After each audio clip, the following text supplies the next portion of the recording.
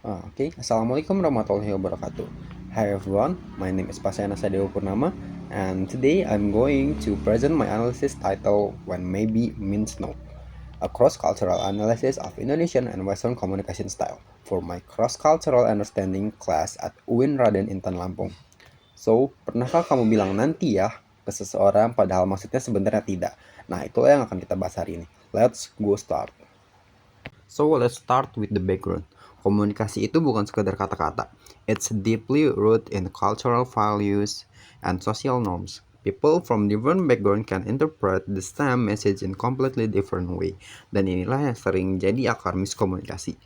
Especially between Indonesians in direct style and the Western dialect style of communication.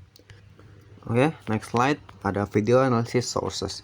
For this analysis, I'm using a YouTube video with the title Do Javanese Ever Say No Directly dari Kate Gipsy, a woman who has been living in Indonesia for over 40 years. The video gives an expert perspective on Javanese social norms dan fokus membahas perbedaan komunikasi Indonesia dan Barat, especially around indirect reversal strategies.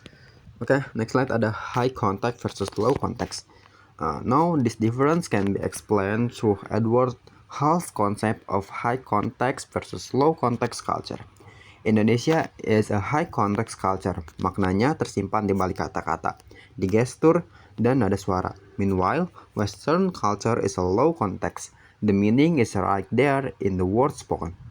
That's why Indonesians tend to be harmony-oriented and indirect. Sementara orang Barat lebih direct dan berorientasi pada kejelasan. Oke, next slide ada the core of my presentation. Slide 5 ada how refusal is expressed. When Indonesians want to refuse something, mereka jarang sekali bilang tidak secara langsung. Instead, they use phrases like maybe later, we will see, or I will try. But to a Western ear, these phrases sound like there is still a possibility, like a yes in progress. Tapi dalam konteks budaya Indonesia, ini sebenarnya adalah cara halus untuk bilang tidak, demi menjaga perasaan dan menghindari konflik. Oke, next slide-nya ada beyond words. And reversal doesn't only live in words. Banyak sekali sinyal nonverbal yang ikut berbicara. As the saying goes, meaning often lives in the tone, the pause, and the smile. Ekspresi wajah yang lembut, nada bicara yang pelan, atau jeda yang panjang. These are all part of the message. Orang Indonesia membaca sinyal-sinyal ini secara alami, while Western might miss them entirely. The next slide-nya ada politeness and fast saving. So, why do Indonesian communicate this way? Jawabannya ada di konsep fast saving. Indonesian culture priorities three things: protecting the dignity of both parties, avoiding embarrassment or disappointment, dan menjaga harmoni sosial dalam komunitas. So, indirect refusal is not dishonesty. It's actually a deep form empathy and social care. Oke, next slide-nya kita lanjut ke Indonesian versus Western style. If we compare them directly, Western style is direct, explicit, and efficient. Say what you mean what you say. Presisi lebih penting dari perasaan. Sementara gaya Indonesia itu indirect and relationship oriented. Harmonics come first, and pertimbangkan perasaan dulu baru informasinya. And then, when communication fails, here's a real example.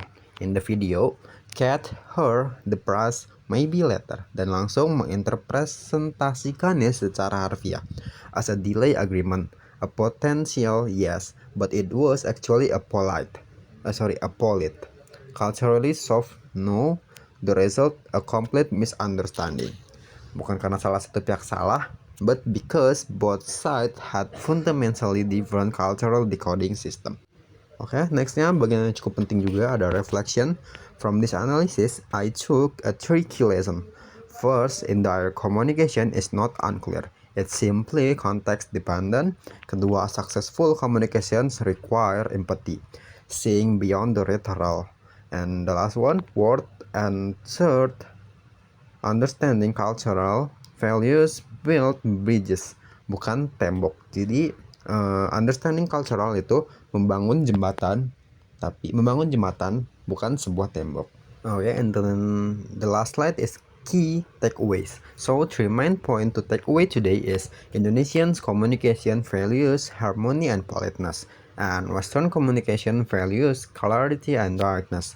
The last one is kesadaran budaya is the key to effective intercultural exchange. So that's all from me today. I hope this gives us all a new perspective on how culture shapes the way we speak and listen. Saya membuka kesempatan untuk discussion di kolom komentar. So, thank you so much. Wassalamualaikum warahmatullahi wabarakatuh.